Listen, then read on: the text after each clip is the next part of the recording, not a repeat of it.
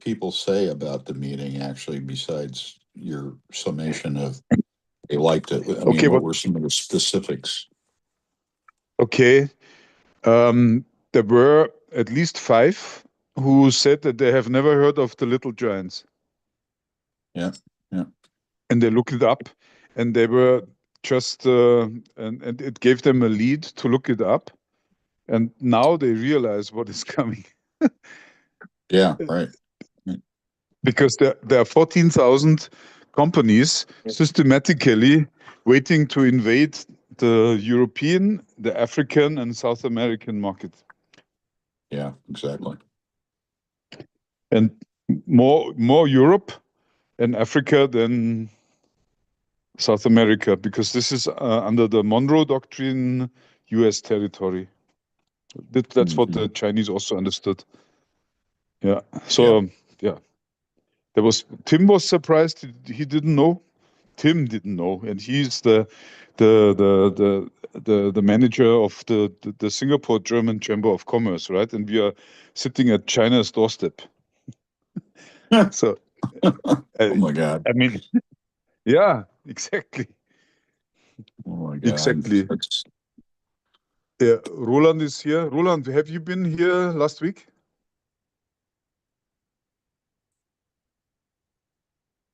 And Joe is here. Carl is here. Yeah, I've been there last week. Okay. I mean, the main difference between last week and the earlier meetings was that I put much more effort into preparing it. And I could immediately see how that raised the quality of the whole thing. And but I was also lucky because I could win Tim Philippi as an opener. And so what I did is I just let him talk, and I took notes what he talked about, and then I worded what he wants to say, because he called me and asked whether it's okay what he says. I said, yeah, Tim, go ahead, just say what you want. He's surely qualified. And then I compiled it into a short document and forwarded it to the speakers, and the speakers being Rich here, then Günther Veit. Rich, you have spoken with him before, right? Maybe some time ago. I don't recall last time. He's the Veit, the boss of Veit. He's the second generation of the founder. So. Oh yeah. Okay, I'm sorry. Yeah, I was. Yeah. So, and so you were together. Then I had a former Siemens vice president who worked in China, and actually for Infineon is a daughter company. And then the fourth one was Wilaiwan Schröder, Thai national who is married to a German, and she runs the Bavarian innovation antenna in Bangkok, and which I found quite interesting. So Bavaria is one of the 3 biggest states in Germany, and I would say that Bavaria could qualify as a country. So if you put the fence around Bavaria, then it would have the same size as Austria, for example, or other European countries in the same league. Not Italy, not France, but rather Switzerland, for example. And so Bavaria can afford a representative for innovation and economics in Thailand. That's also because the Thai king has large properties in Bavaria. Actually, one is even in walking distance from my family's place. Yeah. So Thailand and Bavaria has long connection, long back connections. Yeah. So that's why. And she also brought some data to the table, and I found it quite interesting, the whole thing and how it was arranged, and how what you all were speaking and about, and yeah. for Germans, the most important part was what Günther said, that don't wait for the politics to change your life. Just take your life into your own hands and try to save your company from what is coming. In very short words. And we see that happening in Germany when you look at the news that are out there. What I took away, I mean, for me, there was, if you're here in the 4x4 on a weekly basis, there was nothing new, right? Because what we discussed there was already known to all of us, right, Rich, or whatever, Roland. It should have been familiar with everything. Yeah, I would agree. Yeah, sounded Yeah. familiar. By the way, since you measured Thailand, you of course know that, but the Thai king actually has his residence at Lake Starnberg, and as far as I know, he spends most of the time here with all his entourage, which creates much confusions when they go shopping in the little shops in Starnberg. Yeah. Just a funny side note. It's Roland, business. my family had until maybe 10 years ago the largest lawnmower shop or gardening machinery shop in Weilheim, which is 18 kilometers away from Starnberg. So of course they supplied the royal house with a lawnmower. So yeah, I know.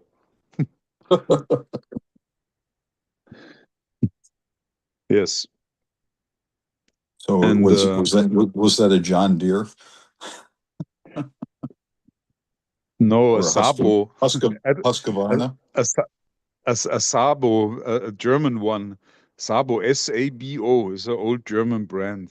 And a very sturdy one. And you wouldn't sell American stuff in Bavaria easily if there's German stuff available to sell.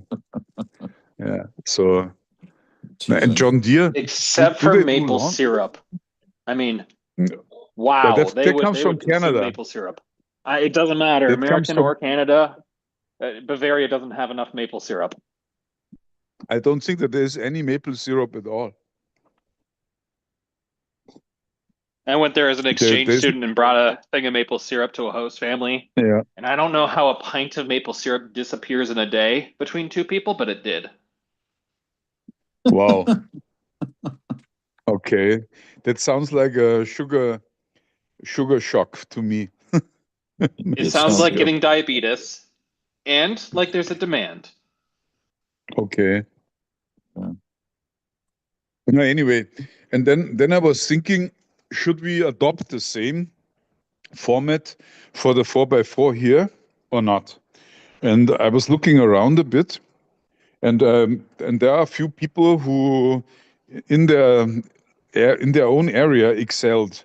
There's, for example, Ludwig von Mises. He's economist, and he lived in the last century, and probably he passed away in the late 40s of the last century. But he's quite famous because today, for example, Argentina's president Milei is following his economic doctrines. He was teaching. Actually, he was a Jew, a lawyer, because in the last century, national economics were a section of law. Funnily enough, not of economy, business economy. So national economics was a section of law, and he was a lawyer, and in Vienna, a professor for national economics. And he set up what is called the Austrian theory or Austrian doctrine, because there were many of his peers in Austria teaching the same, and it was an upside down theory of economy, national economy. It determined what is the outcome of a national economy, starting from how people behave and not from top down how they should behave according to the leadership. And that's a libertarian approach. Actually, I like it very much. And I read all the books of Ludwig von Mises, and also there was one called von Hayek and a few others. So if you want to put me into a political corner, then if you put me together with those Austrian economists, then you're probably correct. So I also believe that what Milei is doing in Argentina is right and helpful, and the same should be done in Germany. But and this Ludwig von Mises, after he was ousted by the Nazis in Austria because he was a Jew, he went to the US and he taught at the New York University, NYU, for over 20 years. And of course, they didn't have a budget for him, so there were some private, how do you call those people? Philanthropists that paid him a living. And he gave a lecture or a discussion every week on the same day of the week from 7:25 to 9:25. And afterwards, they went to a restaurant and they continued the discussion there. And they discussed Austrian economics from all angles. And when I look at this, I found that we are doing the same thing with innovation, which I found very funny. And so I was thinking, what could we do? Because I mean, I understand that for a Chamber of Commerce, what we have done last week is very appropriate because it's very plannable and it's very politically correct, and there are no surprises, and we deliver our message, and that also reinforces us among ourselves because nothing what we have spoken about last week was controversial in any sense. And I like it very much because it was very straightforward. We presented facts. We didn't become political, maybe except Thomas Klaue. But he's also politically active, and he comes from the top. So and I mean, what is a vice president in Siemens is comparable to I would say, an army colonel or maybe a one-star general. And while all the others come from the bottom, and they are more like sergeants or maybe a captain also, or a major, but definitely not a high-ranking officer. So, and the high-ranking people, they often look into politics because this is what they are used to. So, yeah, we could even integrate some political statements there without causing damage to the overall message, which is that as a company currently in Germany, a small and medium-sized enterprise, you cannot afford to not look at a second foothold outside of Germany, I believe. That if one thing was a core message, then it's this. And you have to take China into account, and you need to carefully look what they do because they will also damage your existing market in Germany with lower prices and better quality in shorter time. And I believe the same applies to the US. Tariffs back and forth, it's really something that will change the entire world. And that was the message that we brought forward. And unfortunately, we were not allowed to do a recording because I believe that session is something historical because we just put our knowledge together from Europe and Asia and the US, and China was not there, right? But we are currently at the verge to the Western economy because of what happens around the wars that they started and they cannot contain, the energy crisis in Europe, especially for Germany, then the economical destruction of Germany and also other countries, the not being able to manage the decline of the population in the Western countries, at least not in Europe, and how they cope with it.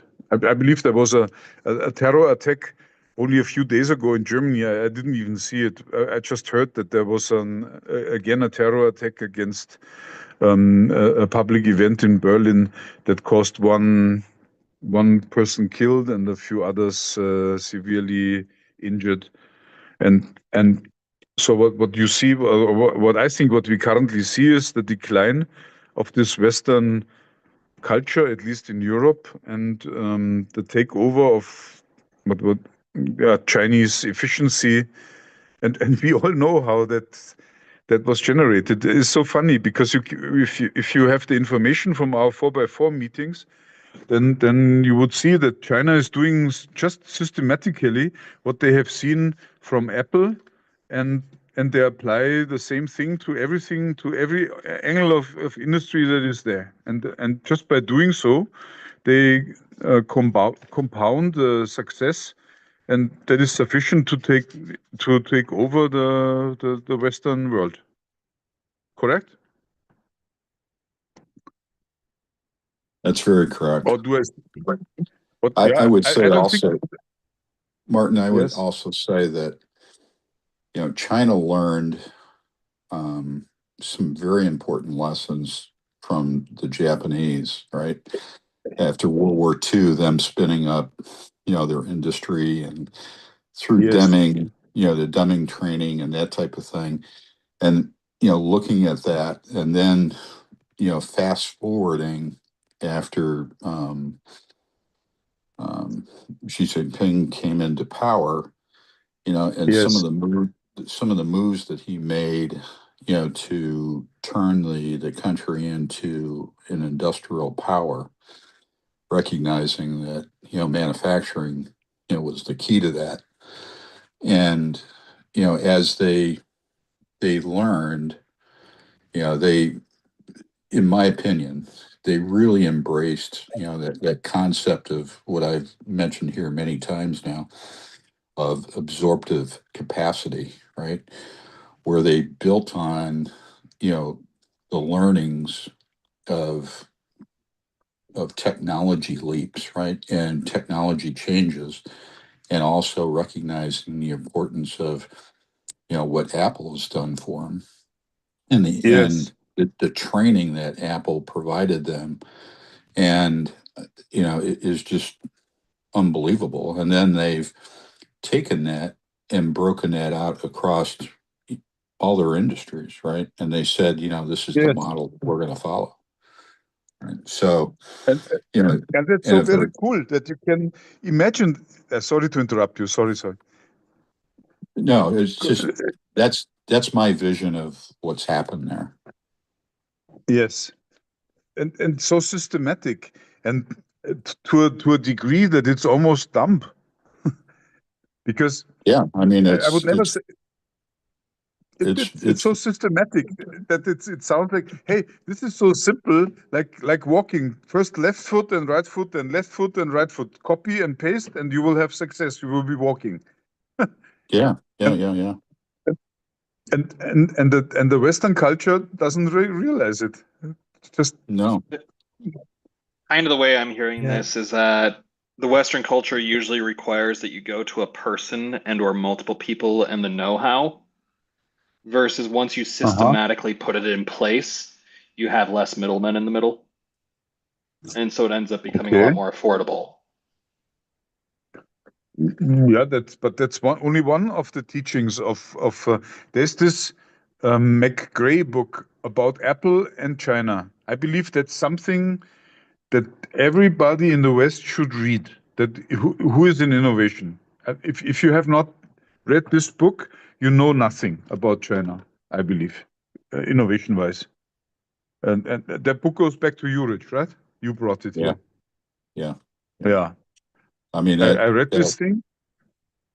That book is just very eye-opening, but more importantly, when you start to connect the dots, as I just did for you very briefly, there is, what you see is the flywheel effect, right? Of Yes. basically, once you get that thing started, that it just, spins infinitely, right? And it's gaining speed as well. And in this particular case with China. And I sound like I'm pro-China, but I'm really not. All right. I'm more fearful of But them why than I not am. pro-China? It's like we play all in the same league, right? China is worldwide number 2, US is number 1, Germany is Well, number 3, Japan is number 4. So why not recognizing what the peers are doing right? Because if we do the no, same I'm thing, not. that we I will be am. right as well, right? I am recognizing what they're doing right, and I'm just very very impressed. The way that, at least the way I'm thinking, that they systematically have pulled together and logically have put the pieces of the puzzle in place by my own description and by my own analysis that I've done. Um, I'm impressed by that, but the thing that I don't like is their communist stance and the way that sometimes you hear about their policies. Let's put it that way. So because of that, I'm not really a fan. But I wish they were more of Yeah. a more of a democratic marketplace than they are. And you can certainly see that, with in the book that we just mentioned, about Yes. Apple, because there's a lot in there about, Consumer Day and how they bashed Apple. And Apple was, thinking, hey, we're in a great place. And now all of a sudden they're under attack, and they had no executives there. They had no feet on the ground locally, or people that even knew, the Chinese culture, right? So, Mm. I mean, all those things, are really important for a company to recognize and know. So anyway, fast forwarding to where we are today is, they're a huge competitive threat, and if you look just at Hisi, as I mentioned, before, and their growth as a company and where they are, in the marketplace, today in a very, very short period of time. I mean, it's remarkable, right? And, they were an early on recognized um, national company for being Yes. a little giant. And, they basically have been, become the poster child, right? Yes. And they're not the only poster child. There are No. Of maybe course not. Oh, 14,000 more, maybe in the making. And then we heard that Chris Herring says that there are a few 100,000 that want to become a little giant, and the government is fostering them yeah. and creating a hierarchy, and it's also a race to the top, which is very Yeah. cool. It's like a soccer society. You generate several leagues, and of course with several standards, and then you can then juggle people around, and then you create an economy that resembles more a soccer event, a soccer society than an economy, and it's almost like gamification of growth. Yeah, for sure. Yeah, and also one thing that I took away from the talk, Thomas Klaue, he said that he sees a major difference in what government support or drive is concerned with. So he says the West would subsidize or would support the demand side, while China supports the supply side. So subsidies would be paid to manufacturers or developers of products or whatever. And in Europe, and he used the solar industry. In Europe, the demand side, the consumers are subsidized Yeah, by that's very true. yeah. Yeah, And now actually, we know, yes. Actually, that was an issue. How was that? 15 years ago. Martin, you may remember it. There was this brief period where we had, I think it was the financial crisis in 2009, and the German government started a special program which was called Abwrackprämie, so wreckage benefits and bonus. And the idea behind it was, let's support automotive industry. If you buy a new car, which does not have to be a new car, it just has to be a car, we support your new purchase. This was meant to bring money into the economy. And by regulation, by EU regulation, it was not possible to limit that to German manufacturers or even European manufacturers. Every car, no matter from where it came, had to be supported when such a purchase was made. So this is a classical example what was talked about in the last session.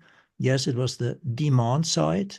And of course, that also allowed those subsidies to go to China or wherever. It was not strengthening and supporting the local or the European economy. It was fairly distributed to everything. And China, of course, just as was correctly mentioned, supports its own industry. That's a really major difference. And the Chinese are clever enough to exploit that. There was one interesting thing. Yeah, please. Yes, go ahead. There was one interesting thing which was mentioned last week by the vice president of Infineon. I don't remember his name. Martin, what was his name? Thomas. Okay. Klaue. He said one important thing: the Chinese government is counseled by experts. And here comes the bridge to what you say, Rich. They are not counseled by communist theoreticians, but by economy experts.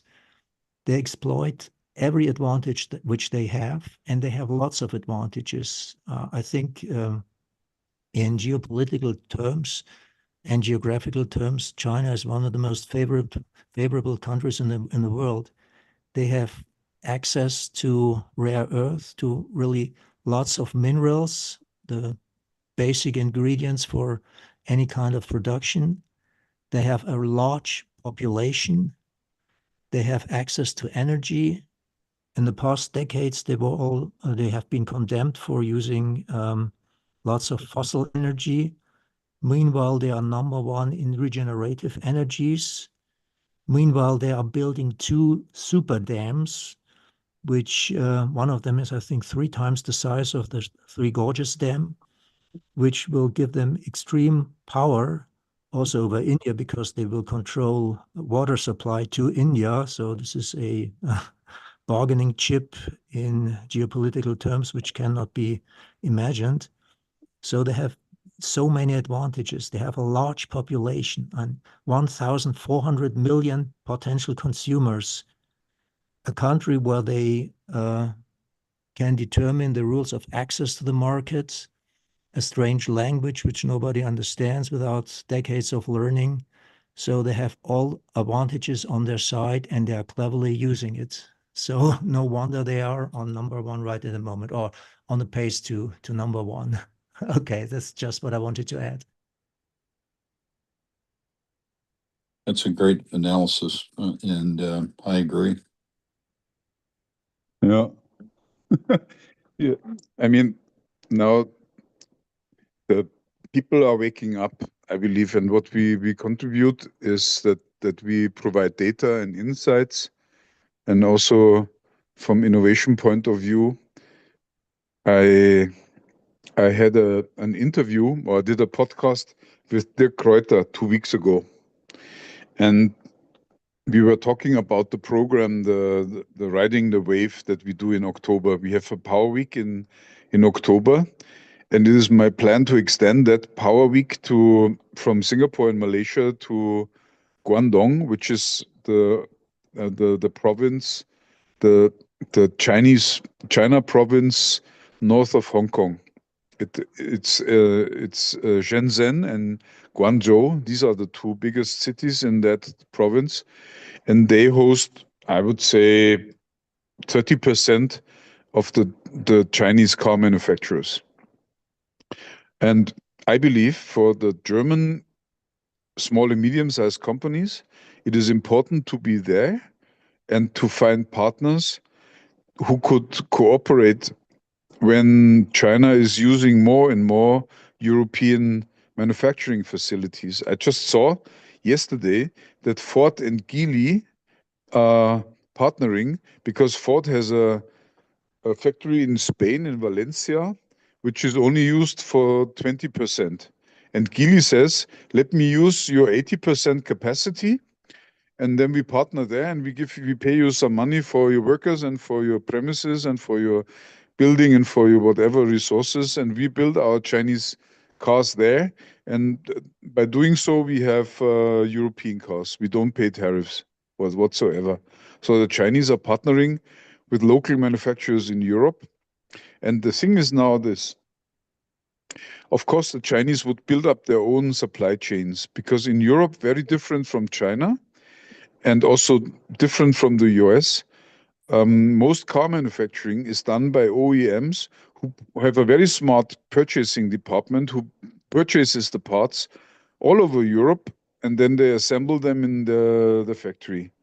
So I believe that if someone is in the car industry today running a small and medium-sized company, they should be in China to introduce themselves to be the partners there in Europe on the ground if they need anything for them. And once you're in the supply chain, at a later time you can only be replaced in a very difficult way. It's not easy. The supply chain in Europe is everything. So I believe now is the time, right now is the time to go to China and to talk with the Chinese car manufacturers who aim for Europe as a market.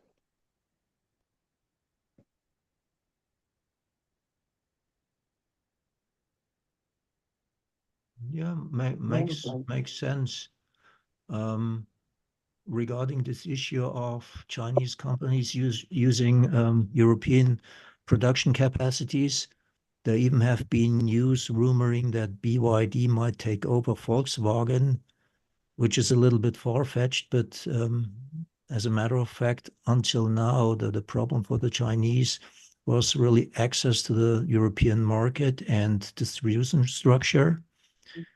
And as a matter of fact, this is one of the bargaining chips which Europe has. The Chinese have huge overcapacities, and they are trying to dump this onto the European market.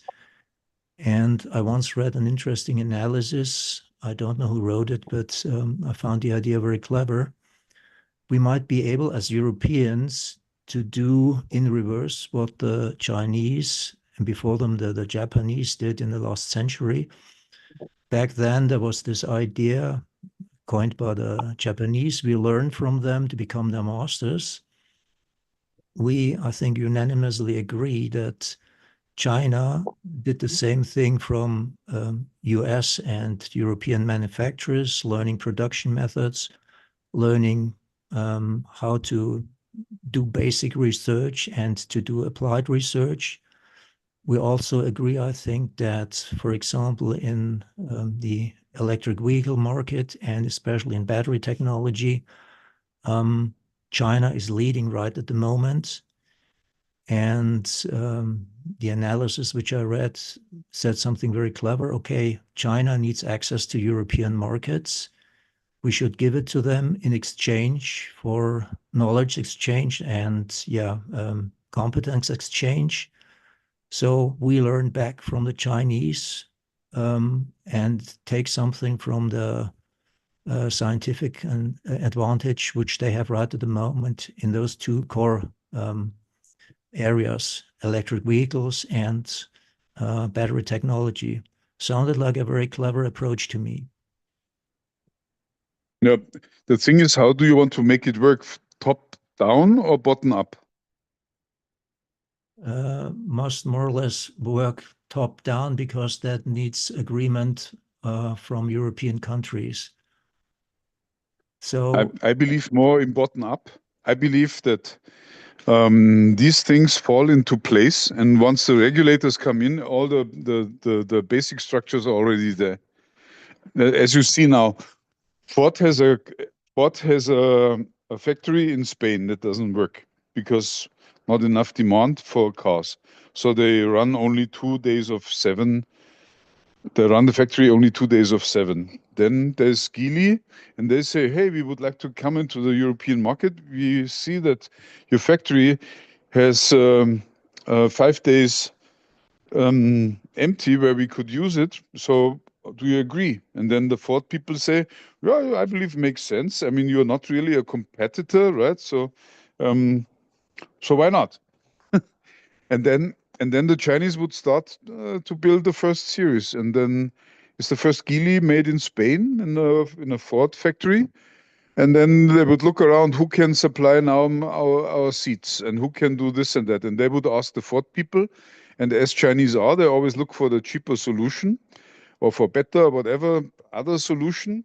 And they would rather go for someone that they know already. And if you're there at the right time, at the right place, then you will get it. And you are part of the supply chain. And they will not easily give the order to someone else.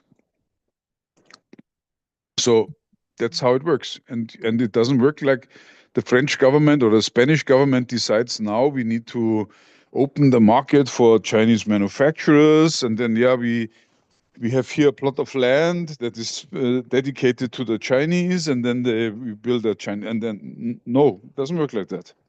It's really top, not bottom up, from bottom to top, and not the other way around.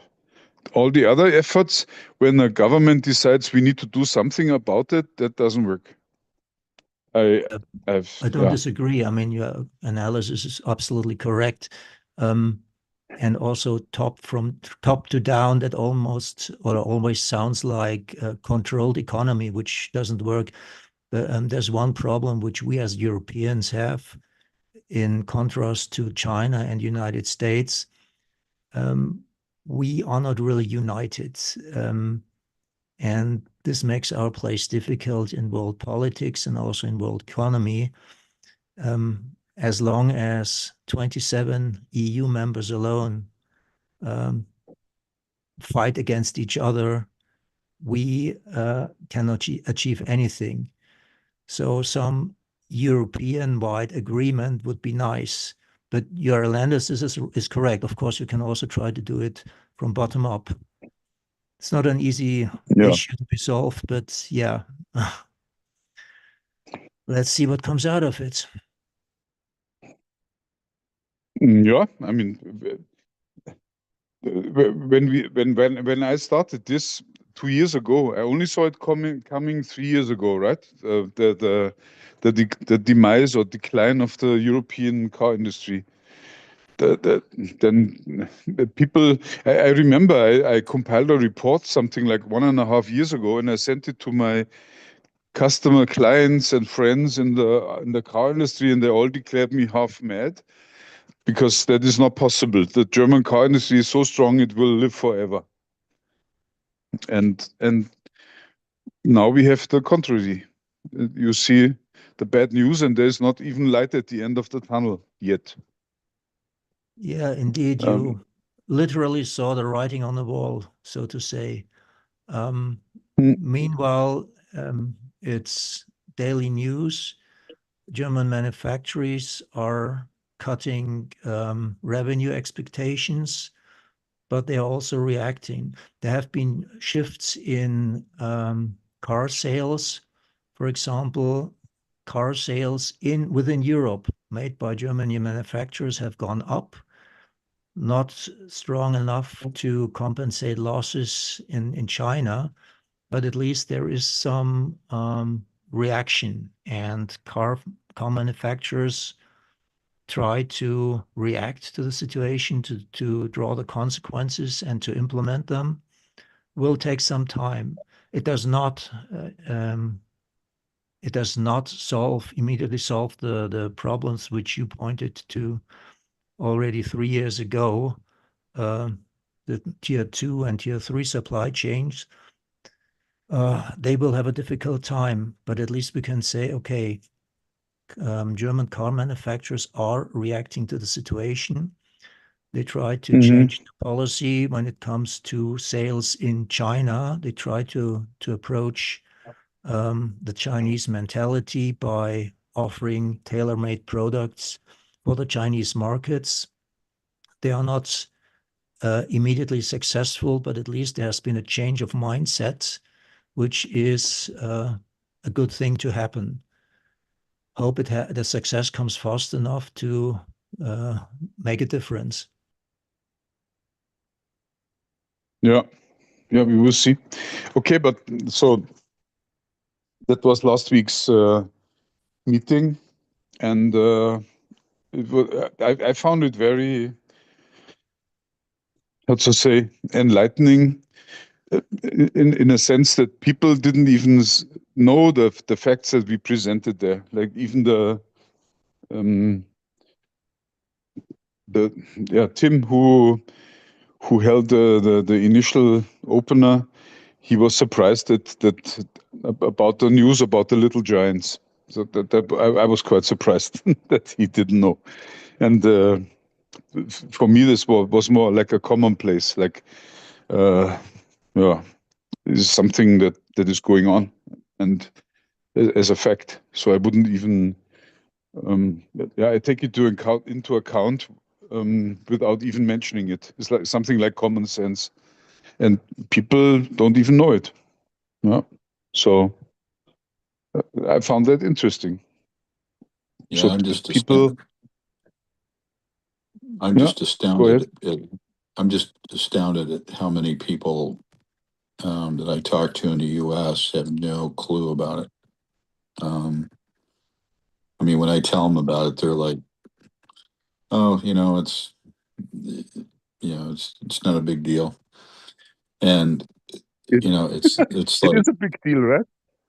it is, and I try to express that to them, but they're just they've got their heads in the sand, and they're just not open to thinking that it's a threat.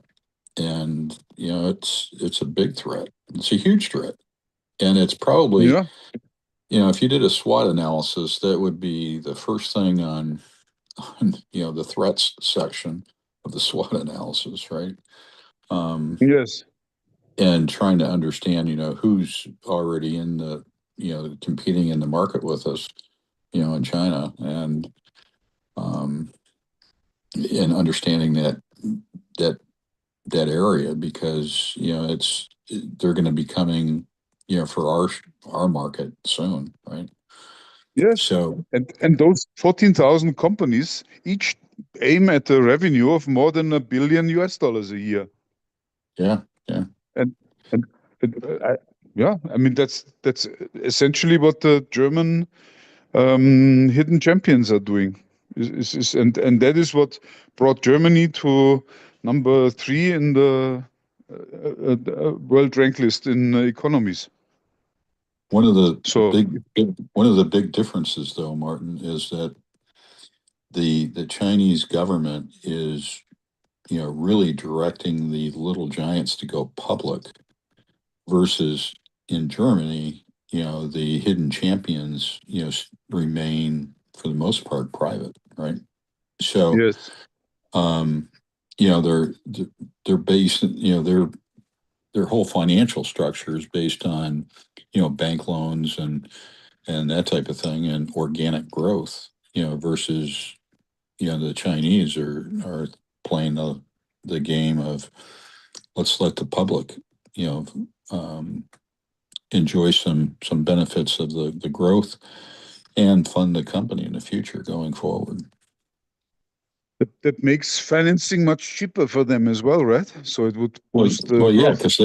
because they can exit and then basically redeploy those dollars at into a new little giant that's coming up and deserving the incentives. One of the Interesting, things right? one of the things I found really interesting when David Lee was from EC was interviewed on CNBC. They asked him about, the R&D credits that he received, in the company, and it was 200%. 200% of their R&D expenditure they were given a credit for. Can you imagine that? 200%. In So any you invest $100 and then you get $200 back. Yeah. Okay. It just and you buy a microscope for $2,000 and they give you a tax incentive of $4,000. Correct. That whether you need the microscope or not. Well, then you get to deploy it in other areas, right? Maybe it's another microscope, to stand next to the one that you bought, or maybe it's a new sensor technology that you're developing and you pour it into that. The other thing Okay. that's really sort of interesting is that one of the things that helped propel them forward very quickly was their recognition of, we need an ASIC chip, and we're going to use a Chinese ASIC chip in our system, in their product. And Okay. that the bundling of, now they're bringing in yet another aspect of a Little Giant, them bundling that into their product, basically reinforced the presence of, to the government, that, hey, we're doing everything we can in alliance to, in accordance and alignment with the Little Giants program, right? We're helping other Little Giants. Okay. So, that gave them, another level of recognition. So, Okay. Any Little Giant that's incorporating ASICs or some other componentry from other Little Giants is going to, be even more favored than other Little Giants that may be not doing that. You know what? To me, that sounds a bit like a Ponzi scheme. Oh yeah, I mean, definitely. But you know what? It's what it does is, it reinforces the development of those products, right? And it gives them an internal market for those products, and before they even go global, right? So, it's very shrewd. That whole Little Giants program is, the more I dig into it, it's just very well constructed and very well thought out, and it's very impressive to me. But it's a huge threat to our industry, and that's what I've said all along. Is after I discovered it, this is the biggest threat that's on the horizon. For not only European manufacturers, but the U.S. and North American manufacturers, and the rest of the world. Yes. Yeah, agree. Especially if you talk about mass manufacturing, right? It's not so much about local services or something, but this is about goods that everybody needs. And that's the important thing. Yeah, I mean, it goes into basic manufacturing, basically, and that's the core thing is to dominate basic manufacturing, and that's the and basically the critical components going into basic manufacturing. That's really the theme, and not only to prevent any kind of choke point internally in China, from outside resources, so the U.S. can't cut them off from chips or cut them off from some other technology that's critical to manufacturing. They do that internally to prevent that, and then ramping that up, and then going global, right? I mean, that's it in a short number of words. Mm-hmm. Yeah, but good. I mean, the thing is not to create fear or to scare people away, but the thing is to make them realize what is going on and then act accordingly. Find Yeah. out where your position is and what you can do, and just use the information that is available. And you can even do the same thing. And as a government, I believe it would be very smart to copy that. Switch from subsidizing the voters, which in a democracy is very normal, right? To subsidize the producers, which sounds a bit weird to me for a communist regime, but this is what they do, and they're very successful in doing so. So one of the things I didn't mention last week about Little Giants is, how does a European manufacturer defend themselves? And, and one tactic to do that is to create what's called a fighter brand. And a fighter brand is a brand that is a low-cost alternative, right, to your mid-priced or high-priced offering. And a lot of companies refuse to do it because they think that that's going to eat away at their higher margin markets and customer base, Interesting. right? But a fighter brand is an approach that Veet, as an example, could use as a solution, because them translating and transporting all that manufacturing out of Germany into China to supply the Asian markets. I mean, they're sort of doing it already and not recognizing it. But Yes. But a fighter brand now just basically provides the customer with the very, very lowest base expectations of a product, right? Yes. And But that gives you a very competitive, price point, right? And that's Yes. that's basically how, the Japanese, invaded the US, right? And basically how Volkswagen did too, by matter of fact, but in the US. But nevertheless, that fighter brand idea is one that, companies need to, think through in their portfolio and see, how do we defend somebody that's coming in, 20, 30, 40% lower in cost? We need to have an alternative, not just a mid-priced and high-priced solution. there's Interesting. there's Go one ahead. problem with your fighter brand proposal. As far as I know, when it comes, for example, to electric vehicles, so high-priced products, if you compare Chinese brands with German brands, probably the Chinese brands will have the better performance data in all aspects. Now, another thing, I think I once mentioned that the Chinese have extremely good marketing managers. I realized that back in the COVID times.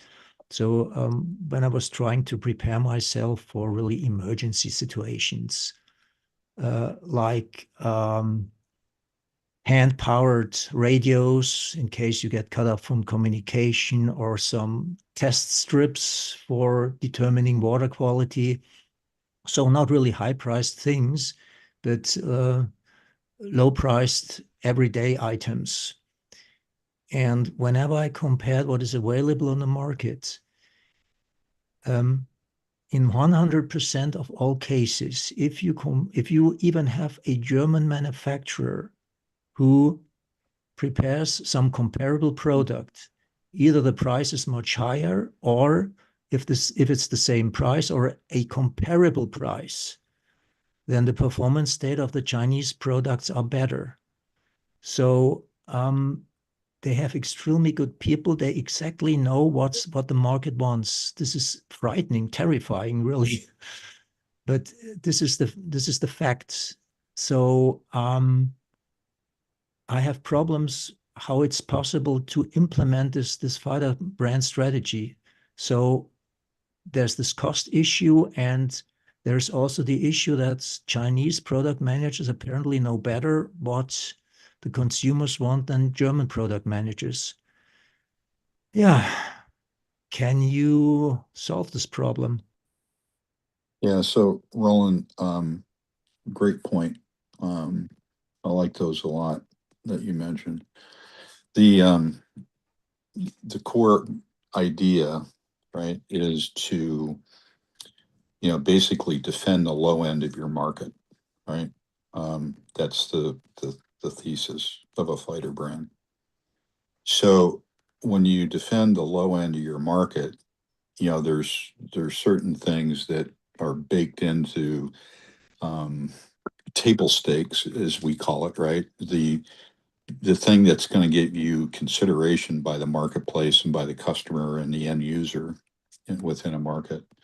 So those table stakes have to be recognized. And what the Chinese have done is recognize those table stakes, and then they really pound that home in their signaling, in their advertising and marketing literature. And the European or the North American suppliers need to do the same, right? And it's not just copying the product, but really understanding the market and understanding the customer, and not thinking that you just understand them, but really understanding them and getting out into the marketplace. And that's where customer discovery comes in, right? The Chinese have sort of cracked the code on certain aspects of that, and they're not ashamed of spending money to find out what their customers and or the markets want, right? And they do that in real time, as we see within the automotive industry, and basically that iteration process, right? So once you get that flywheel going, then you're on top of the marketplace.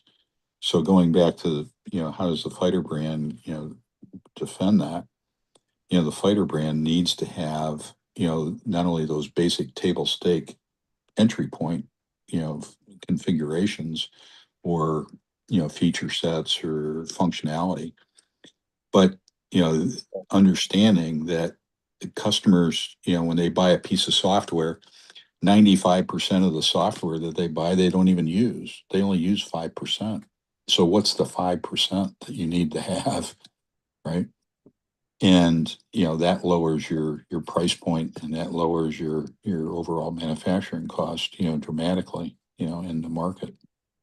And that would help defend that low end of the market. Now, is that going to be a solution against the Chinese? Maybe, maybe not in some cases, right? Maybe there's more to it than this, that, but that has to come over a period of time. But at least that's a step in the right direction to take, is with a fighter brand to compete in the marketplace. Yeah, absolutely. I agree with that. Okay, Martin, last 45 seconds. Final words from you? Yes. No, nothing. I'm just digesting what I hear and what I see. I'm now in full swing promoting the Power Week in October for Singapore. Every other day or so, I comment on some bad news from Germany on LinkedIn. Probably you see it anyway. And yeah, I'm just set. We have three anchor days. One is in Singapore, one is in Malaysia, and one is in China. And I hope to bring 20 small and medium-sized enterprise owners to those anchor days, and then follow up from there and see what they do. The program is quite transparent. Also cost-wise, they don't need to spend money for what they do not want. They can even come here on their own and just enjoy the anchor days, but they can also leverage on other suppliers and or service providers. And yeah, we call it das zweite Standbein, the second foothold in Asia. And what I found is that this is very uncommon for Germans, I must say. Very uncommon. They try to operate in the bubble and hope that things get better, which they don't. Hey, Martin, just one last thing. I did update just yesterday the trigger analysis, and I posted that. I posted that to my LinkedIn feed. Okay. So that's on there, but I haven't posted it yet to 4x4. The 4x4. That's Yeah. good. If you post it, just if you tag my name, then it would bump up and I would multiply. Otherwise, I don't see it because I'm really always short on bandwidth. But anyway, so we are over. Thank you so much for this week's meeting, which was a wrap up of what we did last week. It was quite good. I'm so thankful for having this group. Thank you for all your contribution and for being here with me. And I always look forward to that meeting on a weekly basis. It's really one of the highlights in my week. Thank you so much and hope to see you next week again. Goodbye. Take care. Bye-bye. Thanks, Martin. Bye-bye. Thank you. Bye. Everybody.